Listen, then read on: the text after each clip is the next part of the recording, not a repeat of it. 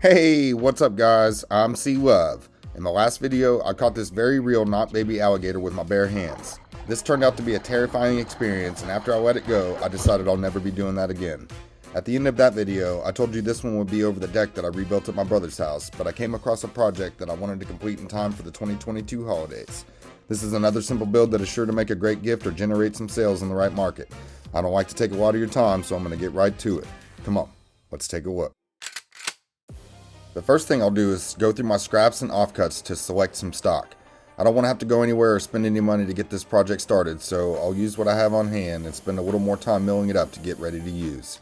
With many passes through the planer and very high speed, all my pieces will be the same thickness. I'll use a makeshift sled on the table saw to get an almost straight edge so that I can then begin to make sure all my pieces are the same width.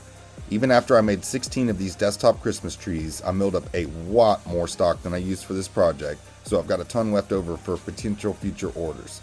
I needed to make a couple models to see what they actually looked like, so I was hand measuring and cutting everything. This takes quite a lot longer, but with this project, I was aiming to see what the most popular size and style would be, so I didn't mind investing the time and effort. Once I had an idea of about how big I wanted to make them, I went ahead and made the cuts for all the trees. I eyeballed 30 degrees on the miter saw, and this would turn out to be a problem later. You need to make sure to measure and cut exactly at 30 degrees on all of your cuts. Don't just estimate, because it will create issues for you. I carefully weighed out my pieces to see which ones I wanted to use in which specific order. This will make a difference in the end if you pay attention to grain direction and pattern, especially with the cedar and walnut species. You can do some pretty creative things if you take a moment and think about it before you make your cuts. After that, I'll spend an eternity sanding all my pieces by hand, making sure that they are as smooth as possible. Just a tip for you, make sure and leave your end grains very lightly sanded, as this will give your super glue more to grab onto while adhering together with the face grains of your other pieces. So you can see right here I've clamped down a makeshift jig, if you will. Got a nice flat surface to glue on.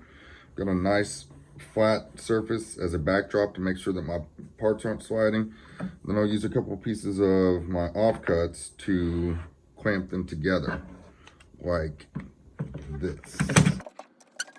I'm sure there's an easier way that you could do that, but this is what I've come up with for right now. After I had the chance to glue several of these together, I developed a system to become a little more efficient and was able to work on several pieces at the same time. I'll take a moment to thank the sponsors of this video, Starbond, for supplying me with an awesome product that sets up super quick for an efficient assembly process.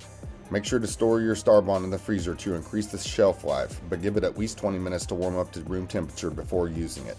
Also, don't use too much at one time or you will end up scraping it off your jig like I did several times. After all the pieces of my holiday trees are together, I'll move outside to sand them down some more and discover that they are the tiniest bit wonky because of me not cutting precisely at 30 degrees on the miter saw. I'm close enough that I'll be able to hide the imperfections though, so I'll keep working. I'll use the chisel to knock off the excess super glue and move back inside to glue the bases on. Again, you can see that I'm doing this all by hand measuring. Once I know which style is the most popular, I'll make a jig or two so that the assembly process will become even faster and easier. Moving back outside and not wearing any shoes for this part of the video, I'll use not sponsored Rust-Oleum crystal clear enamel to finish the cedar and what I believe to be the Cottonwood species trees that I made. This was super quick and easy, but I did get a little ambitious at times while I was spraying, so that did create a little more sanding for me. The ones made out of walnut were my personal favorites, so I'm going to spend some extra time hand applying regular mineral oil to them. I paid special attention to the grain pattern on these so they would turn out especially nice. I think these were the most popular style. It felt to me like people like the shorter ones with the base the same width as the tree itself. I'll show you in very high speed what they look like finished and unfinished so that you can compare them together, and I'll make sure to include the dimensions in the written description below. This was a pretty fun project, and I'm sure these trees will find a very special home. There are many things that I learned, and I may have forgotten to include some of that in this video, so please feel free to talk to me or ask questions in the comment section.